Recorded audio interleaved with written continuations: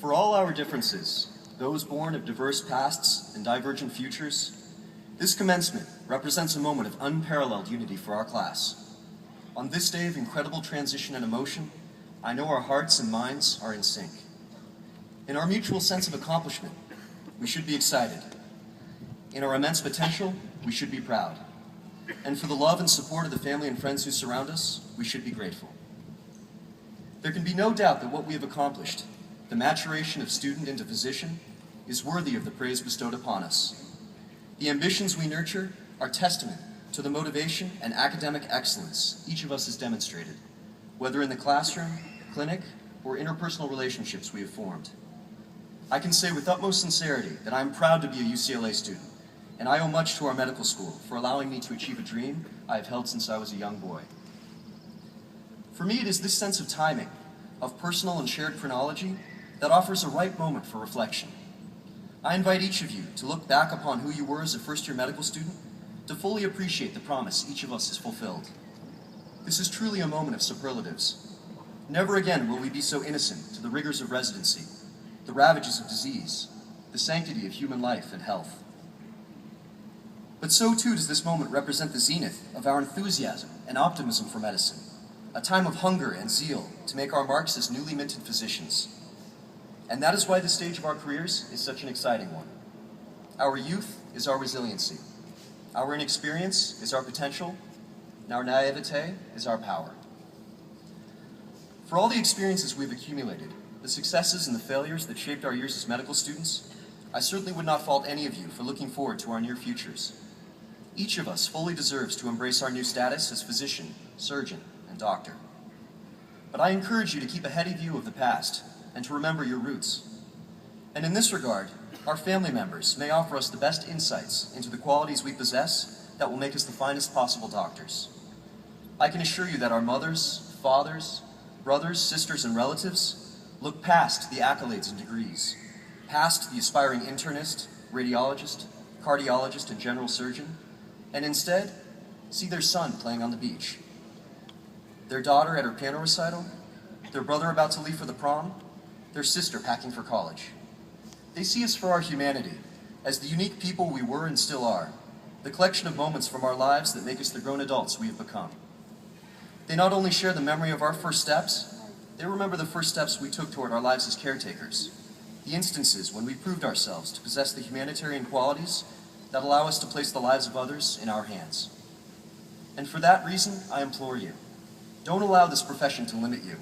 Don't limit your identity to the specialty you have chosen. Remember your roots, embrace the traits that make you the compassionate human beings you are, and carry those forward with you as you leave these grounds and embark on your careers. We are so much more than what our ID badges say, and I think it is paramount that we insist on shaping our chosen fields based on who we are, rather than the other way around. The benevolence we bring to our patients should be the true arbiter of our practice style, not any limitations or restrictions that arise from our specialties. The patients we have treated have the power to offer us important lessons on the ways in which medicine can both enhance and confine our identities.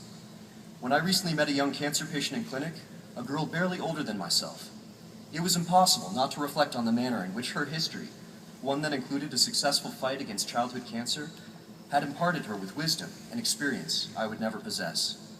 Her own chronology, her personal timeline, had afforded her numerous opportunities to define herself as a survivor of a cruel fate, a fighter who now faced another battle with a new version of the disease.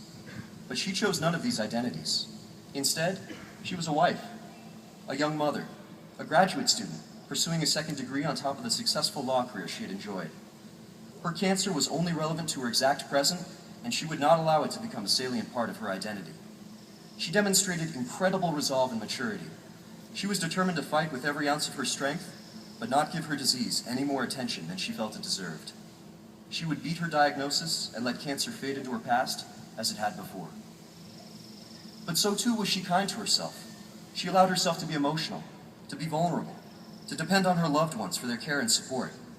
She not only reminded me that the relationships we form with others determine more about who we are than anything else, she reinforced the notion that life is messy and our lives are fragile, and sometimes embracing that truth is the best way to keep our imperfections in context. And in that regard, please remember to be kind to yourselves. To maintain the compassion we bring to our patients, be compassionate with yourselves. Remember that we are still learning. Forgive your mistakes. Recognize that we are works in progress and will continue to be for the rest of our lives. Do this, and I'm certain that your patients and peers will respect you even more. In many ways, what I've told you is likely familiar. The traits I would have you espouse as residents are no different than those that made us all successful medical students. As our personal timelines continue to unfold, as you celebrate commencement with your families this evening, and even as you begin your first day of residency, take heed of all the influences that helped you become the fantastic people you are today.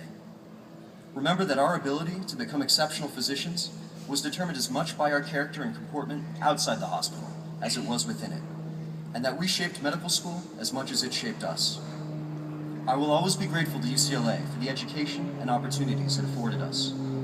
Continue to take pride in your ability to better the people around you, and you will have done yourselves, our education, and our profession the highest honor.